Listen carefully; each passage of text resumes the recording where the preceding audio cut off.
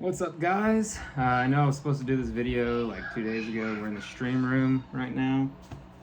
I just wanted to talk to you guys about my favorite thing to grow. It's not my favorite plant, okay? So if you watched the last video, that's my favorite plant that I'm growing currently. My favorite of all time, the thing that I got started on, is basil. And I told a little tidbit of a story about how my wife sent me pictures and stuff. But we'll get into that in a second. They're right here. This is not a normal basil. This is a different kind of breed. It's very slow growing.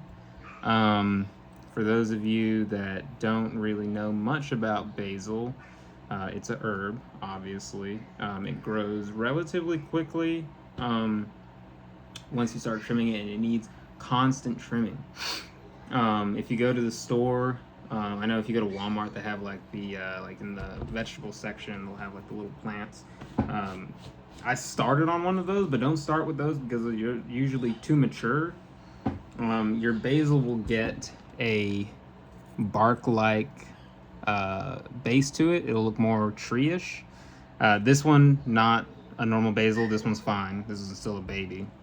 But you have to constantly trim your basil or it'll finish its maturation process and it'll turn barky on the bottom. And once you've gotten there, there's no going back.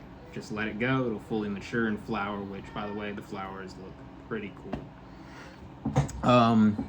You always want to let them, they grow in like these sections, right? So we see 1, 2, 3 sections on here. So what you would do is once this section finishes growing, you're gonna cut it right at the base. So like right where these two join the stem, right there, you'd cut it right there. And then what'll happen is it'll grow little leaves from there, and then that'll offshoot into 2 stems, and then you do another cut, and then you got 2 more, and on, and it's a bush. And they can get pretty big. The biggest one I grew was a dark opal. So we'll go ahead and I'll go ahead and tell my little basic training story. My wonderful wife, took care of my plants when I went to basic, and she sent me pictures because I asked for them. She even wax sealed the envelopes, which I thought was pretty cool. And I was this is my platoon right there. Probably shouldn't show all that information though, but I was in Bravo Company 146 at Fort Benning. For those of you that are familiar with Fort Benning, I was at the bottom of the hill, infantry was at the top of the hill, so we were right next to the DFAC. And I got these in the mail one day. A huge stack of photos of my basil. So this is one of the harvests of the regular basil. Right, this is how big my dark opal basil got. And you can see the flowers up here at the top. They look way better in person. I wish I could like digitize this and put up a cleaner photo. But yeah, like I said, they get huge. These are all basil photos. That's a better picture of the flower. Really cool. If you've never grown a basil, guys, do it. I highly recommend the dark opal. It just looks sick, bro. It's awesome. What else we got? More basil. Here's a better flowered photo. Yeah, this is all basil photos. So when I got these, my drill sergeant was very confused. He was like, what's with all these plant pictures? Because I told them that I grew herbs, right? They thought that I grew weed. I've never grown weed. I've always wanted to, but it's not legal in my state. I just think it would be cool to grow. Yeah. So, and along with this, she sent me clippings of the basil, which, by the way, smelled amazing. And still, like, they were still green. They weren't even crunchy by the time they got there. I mean, it's like a 2-3 day turnaround for the mail or whatever. So it was pretty cool. I had the vegetation confiscated because you're not allowed to have vegetation. And yeah, I got ragged on for like 2 hours by everybody. I mean, they forgot pretty quick. And yeah, I mean, this is another envelope full of basil photos.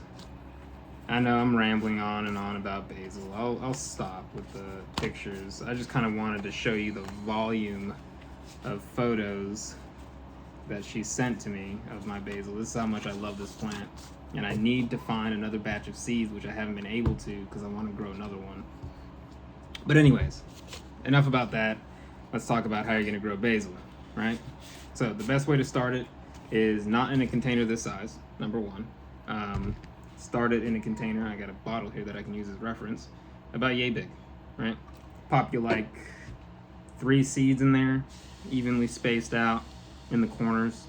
Let them bud up, sprout, da-da-da-da-da. They're gonna get pretty big pretty quick, about within a month, probably sooner, you're gonna need to transplant them. And then you're gonna need, for a full plant, depending on the size you're going for, right?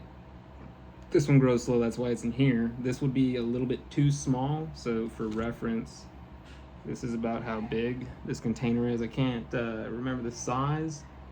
It's a 1 gallon, 2.9 quart, so it's a 3-quart container. You're gonna need a bit more than that, probably double this size if you're going for like the full bush. Yeah, so if you go for the full bush, you're gonna want a bigger container. Obviously, you want to transplant it as little as possible. I find that basil doesn't like being transplanted too often. That I might just be doing it wrong. I'm just telling you my experience. Didn't really like it for me. I had a bunch of them die from transplanting, or they just didn't really get to their full power. I just got the 1%. But yeah, trim them pretty often. What you're gonna want to do is once you do your first trim, and then you got 2, right? You're gonna want to start to stagger your trimming, right? So say it's ready in a week, right?